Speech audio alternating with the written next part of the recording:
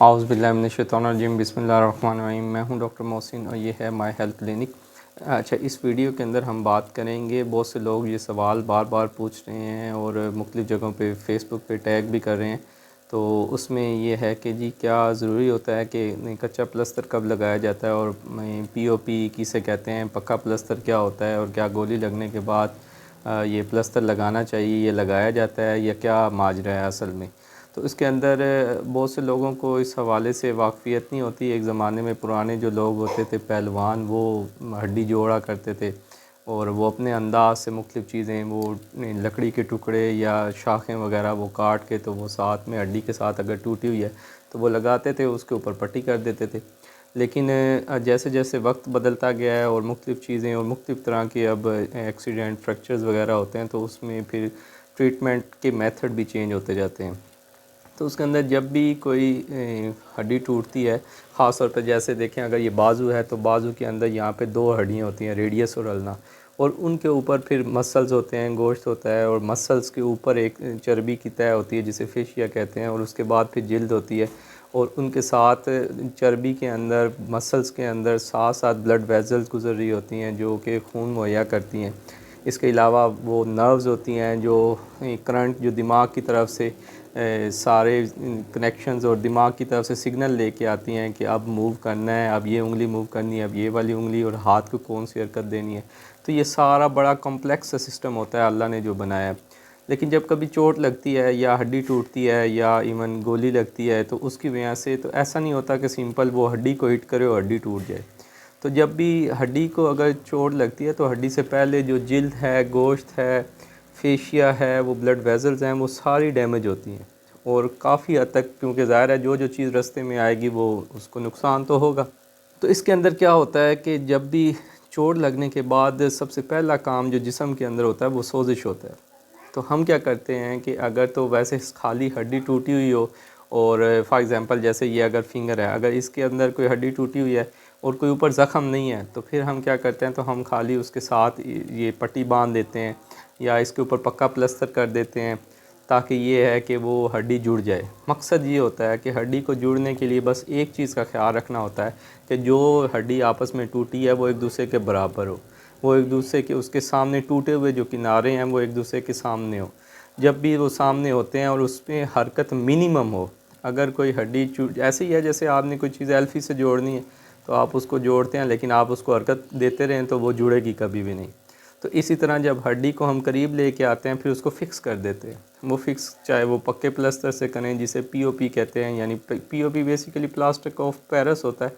वो पट्टी के ऊपर लगा होता है, वो जैसे ही लगाते हैं तो वो सख्त हो जाता है, और सख्त होने के बाद वो उसी शेप और उसी शक्ल को ले लेता है जिस शक्ल पे आप उसे रखना चाहते हैं।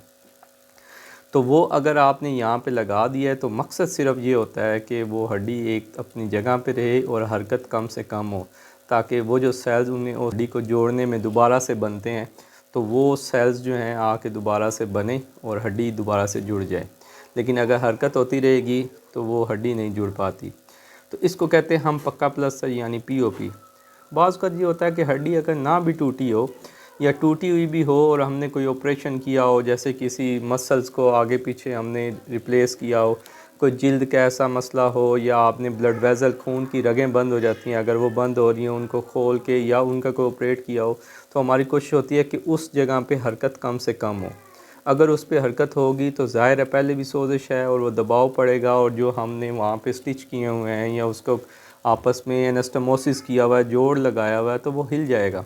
तो उसको फ़िक्स करने के लिए हम बाज़ कहते नीचे कोई भी, जहाँ पे फॉर एग्ज़ाम्पल अगर बाजू पे यहाँ पे किसी रग का हमने ऑपरेट किया है या टांग पे किया है,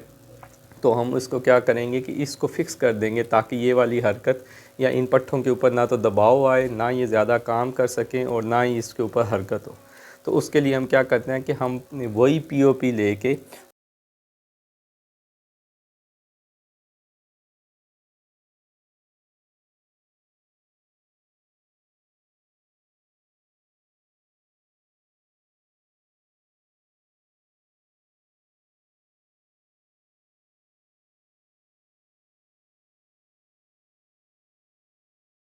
उनको हम लेयर्स बनाते हैं, बिछाते हैं, और बिछाने के बाद वो जब इसको इसी शेप में, जिस शेप में हम रखना चाहते हैं, वो हम यूँ रख देते हैं, और रखने के बाद हम कच्चा जो पट्टी होती है, गर्म पट्टी, वो कर देते हैं।